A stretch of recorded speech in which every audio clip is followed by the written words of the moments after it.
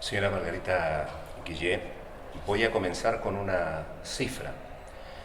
Según Amnistía Internacional, el año 2013 se asesinaron a 2.502 mujeres en su país, en México, lo que significa que se matan a 7 mujeres por día. ¿Es posible explicar esto tan inexplicable? Es muy difícil poder explicar una situación como esta, solo entendiendo que hay una conjunción de factores como la ausencia de un Estado de Derecho, una democracia muy debilitada, donde las instituciones no funcionan adecuadamente y donde la corrupción permite que no haya posibilidades de acceso a la justicia. Se corrompe la policía, se corrompen algunos ministerios de investigación, de manera que es muy difícil tracear y llevar a la investigación final y a cuentas a quienes están cometiendo este tipo de crímenes. Pero además, en países como el mío, que no solamente esto está pasando en México, sino en otras regiones del mundo. Así es. Que estaríamos hablando tal vez de Centroamérica, México, ciertos lugares fronterizos como Colombia, frontera con Ecuador, con Perú, ese tipo de zonas en donde están operando bandas de crimen organizado transnacional, son como hoyos negros en donde hay un estado de excepción de derechos, donde realmente se hace negocio con el cuerpo de las mujeres, donde se usa el trabajo de las mujeres para tenerlas en una esclavitud, en servidumbre, en una serie de cosas.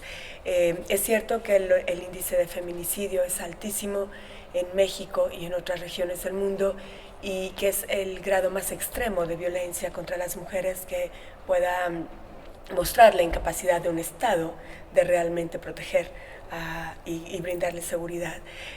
Sin embargo, son miles de mujeres y niñas que todos los días están enfrentando altísimos riesgos, y es como si pagaran un impuesto en sus cuerpos y en sus libertades, y en la depravación, son privadas de sus propios derechos todos los días en contextos como estos.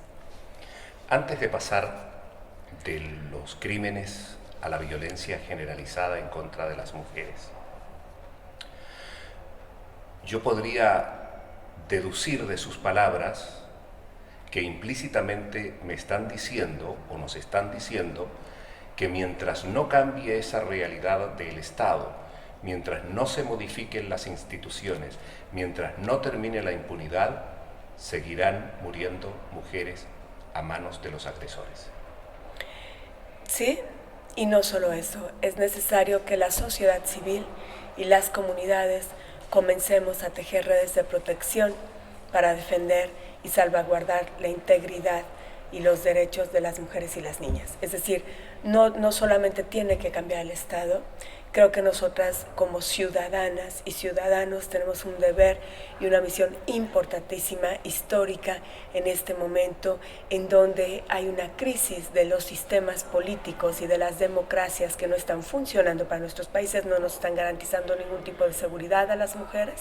Entonces, sí necesitamos un mayor activismo, incentivar y darle oxígeno a la sociedad civil organizada para que acrecenten su conciencia de las consecuencias y responsabilidades de ser hombre y de las violencias que cometen y las razones de género por las cuales cometen esas violencias, y darse cuenta que ellos mismos como hombres y jóvenes se pueden desmarcar de la forma en la que se están relacionando o demostrando su poder o tratando de hacerse presentes en un contexto generalmente marginal, suburbano, con dificultades económicas.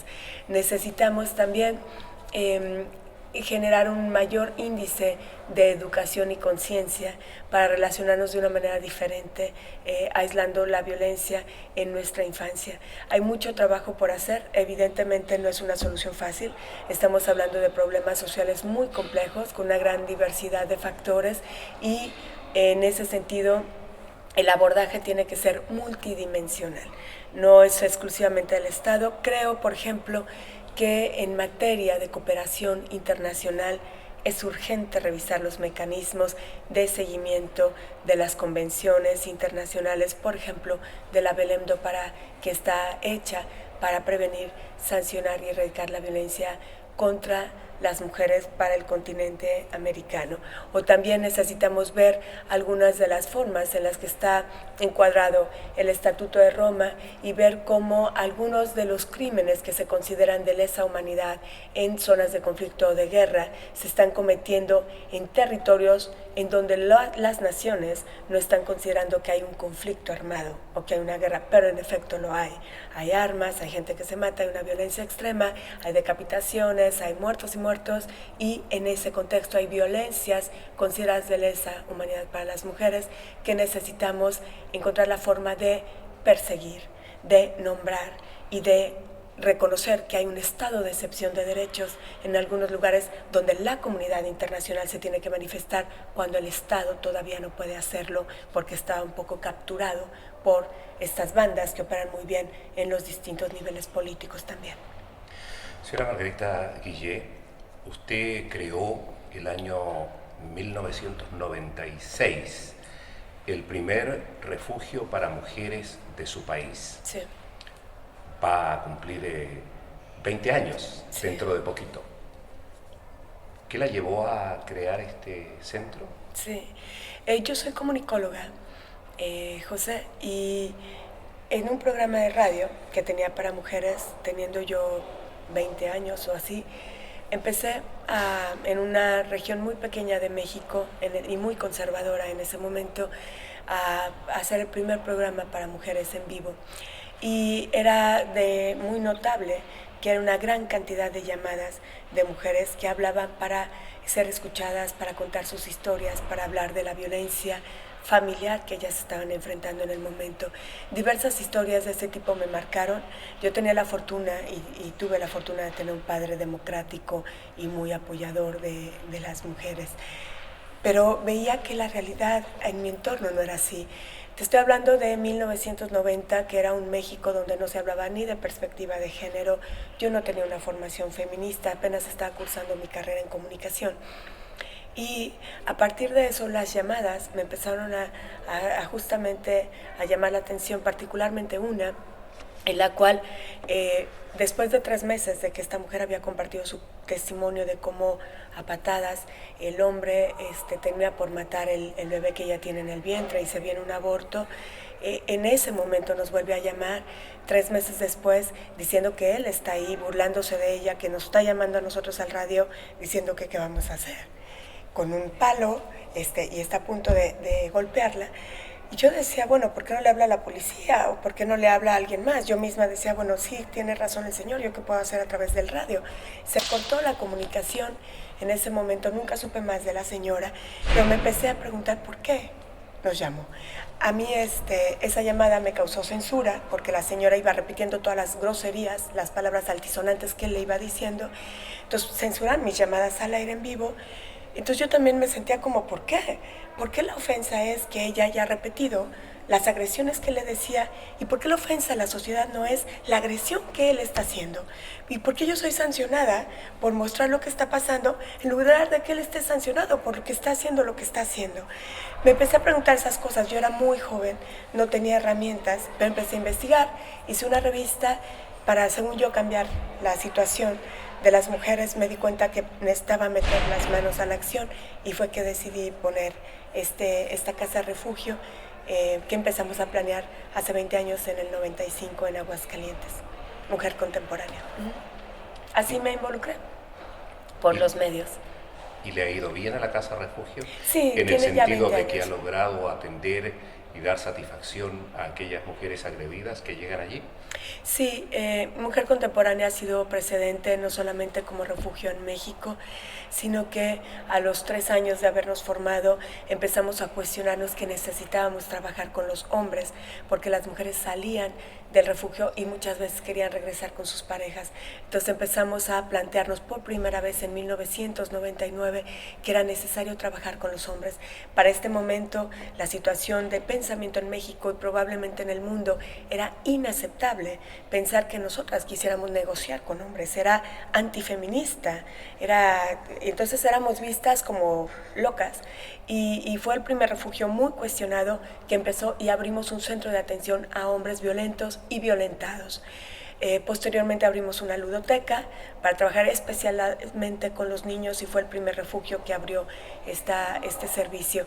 Y bueno, ahora está por construirse, sigue innovando Mujer Contemporánea y estamos construyendo un refugio considerando que pueda tener un cuarto de pánico, pensando en los niveles altísimos de violencia que hay en México y que a veces ni siquiera un refugio es tan seguro el lugar para las personas que están siendo resguardadas ahí. Decía usted hace un par de minutos atrás, Margarita, que era comunicóloga y sí. que había hecho programa de radio, cosa que me alegra muchísimo. De tal manera que usted le concede una importancia particular al papel de los medios de comunicación en este tema. Completamente. Los medios de comunicación tienen un rol fundamental, no solamente para reflejar la realidad, pero también para mostrar y ayudarnos a darle forma.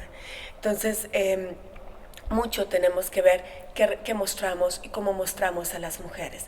Es importantísimo trabajar con los líderes de opinión y con los propietarios de medios de comunicación para que incluyan en sus agendas este tipo de agendas que todavía son totalmente marginales en el abordaje, incluso en las películas, en las series de televisión y en las telenovelas seguimos reproduciendo los estereotipos de la víctima en una posición tan sexy y atractiva que refuerza la idea de que el dolor de las mujeres no es dolor, que las mujeres están hechas para sufrir y a los hombres siempre como perpetradores y las mujeres como seres que son casadas y son hechas para el placer de los hombres. Necesitamos cambiar completamente el paradigma con el cual construimos nuestras narrativas en los medios de comunicación y atrevernos a imaginar un mundo distinto para impulsar desde los medios esa forma de crear.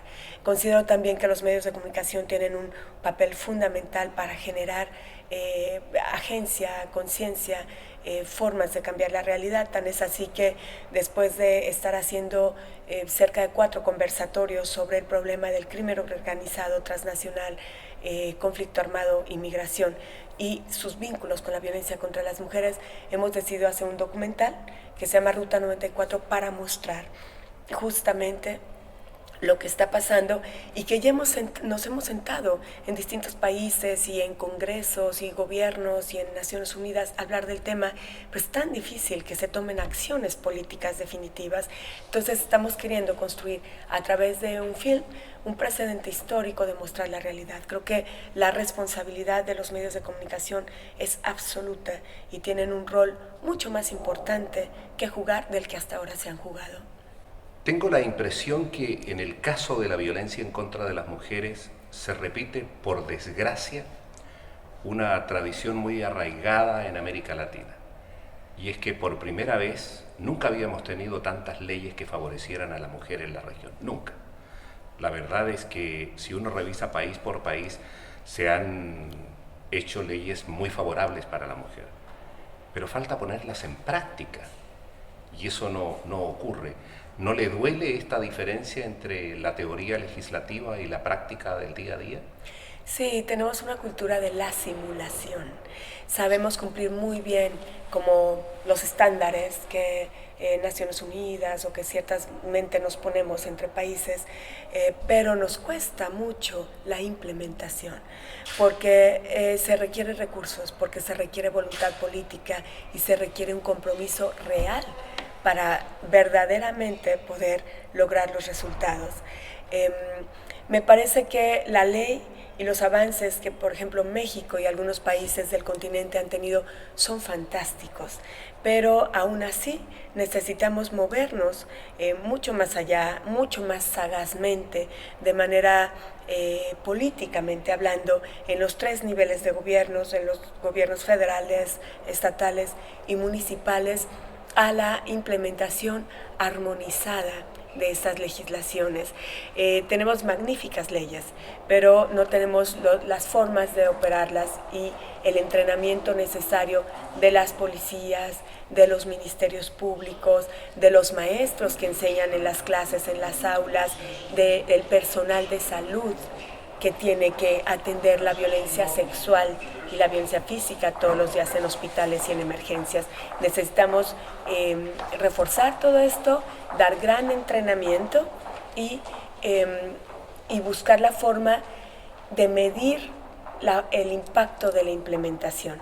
De manera que no basta tener la palomita de la ley, sino qué se hace, cómo se hace y a quién beneficia o no la implementación. En uno de los tantos encuentros que usted ha participado, habló una experta, creo, norteamericana, y me llamó mucho la atención lo que dijo. Frente a los agresores, dice, los violadores son muy difíciles de reformar. Nos ha costado mucho y generalmente hemos llegado al fracaso. Solo hemos tenido éxito en pocos casos, y en esos casos en los cuales los violadores han estado muchos años en la cárcel. Distinto es el caso, es más esperanzador, el caso de aquellos que ocupan la violencia física pero no llegan a la violación.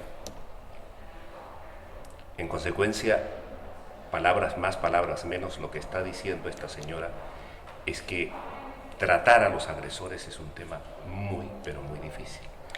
Sí, es un tema muy difícil porque es un tema todavía marginal en las agendas de política pública, en las agendas de los medios de comunicación. Es decir, yo todavía no veo hombres que se sienten a debatir cuando van a consumir sexo a distintos otros países. Hombres empresarios, hombres políticos que fueron a consumir sexo con niñas o con adolescentes. No se discute, no lo hablan, no se abre esa conversación. Todavía tenemos grandes temas encerrados en el closet, de los cuales no queremos ver, pero que en un cierto círculo muy, muy cercano se sienten orgullosos, satisfechos de haberlo hecho. Necesitamos empezar a discutir esos temas y que aprendamos y que aprendan los hombres qué pasa con sus decisiones de consumo y de violencia, qué pasa cuando hago un clic a una página de internet pornográfica gratuita, donde están chicas, donde están niñas.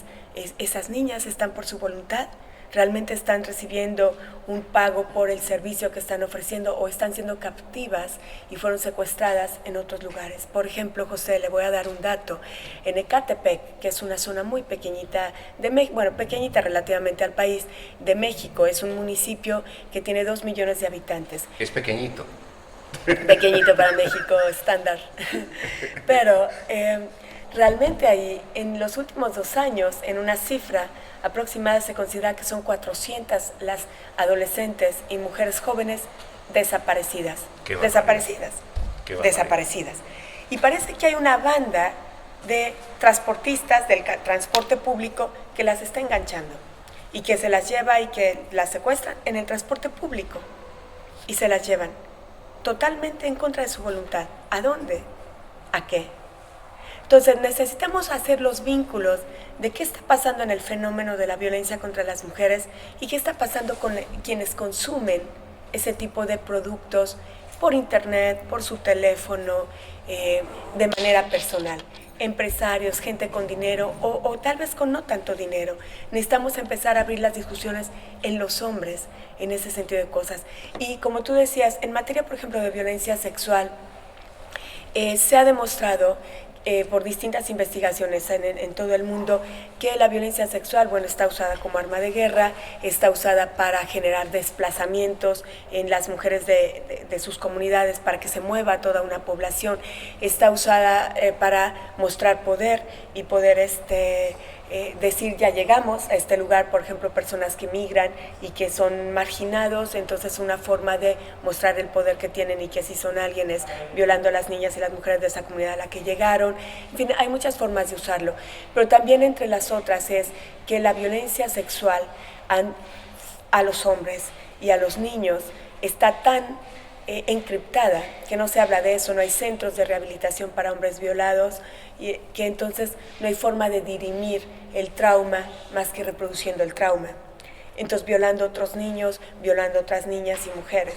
Entonces necesitamos ir hablando y discutiendo esos temas, generando las políticas públicas, los centros, las organizaciones civiles adecuadas y especializadas para que los hombres también puedan trabajar su violencia, las violencias vividas en su infancia, en su adolescencia y sus formas de descargar emocionalmente sus tensiones. Usted, por el tiempo que ha trabajado, ha conocido muchas mujeres que han sido agredidas, que han sido acogidas y a las cuales se le ha dado atención. ¿Es posible que esas mujeres vuelvan a la vida con la cabeza en alto y no como empezó el trauma, acomplejadas, con complejo de culpa y todas esas taras que impone justamente la agresión? Sí, es absolutamente posible. Todas las personas tenemos una capacidad magnífica y extraordinaria de sobreponernos a la adversidad y de resiliencia, de resignificarnos y de reencontrarnos con nuestro verdadero valor y nuestra verdadera derecho a ser felices. Creo que es muy importante para ello la guía, el acompañamiento, la catarsis, sacar el dolor, buscar el perdón también, la reconciliación con mi historia, aceptar lo que ha pasado y a partir de ahí cambiar el futuro. Usted está hoy en Holanda, lugar en el que estamos teniendo esta conversación, en un encuentro internacional para hablar justamente de la violencia en contra de las mujeres, y ha tenido la ocasión hace muy poco tiempo atrás de conversar con la reina Máxima. ¿Ha sido fructífera esa conversación, ese encuentro? Sí, la reina se mostró justamente muy interesada en la situación que le expresé y que hemos conversado aquí, José, que tiene que ver con estas zonas en donde está una excepción de derechos para las mujeres, donde se necesitan medidas excepcionales y mecanismos internacionales de cooperación distintos, innovativos, que realmente puedan estar a la altura de las nuevas formas y manifestaciones de violencia que se están dando en algunos continentes. Ella expresó que le interesaba mucho ese tema y que concretamente había estado pendiente de las situaciones que han enfrentado mujeres post-conflicto en Guatemala y en El Salvador. Margarita Guillé, muchas gracias por esta conversación y por esta lección de vida. Muchísimas gracias, José, por la oportunidad de trabajar y platicar con tu audiencia.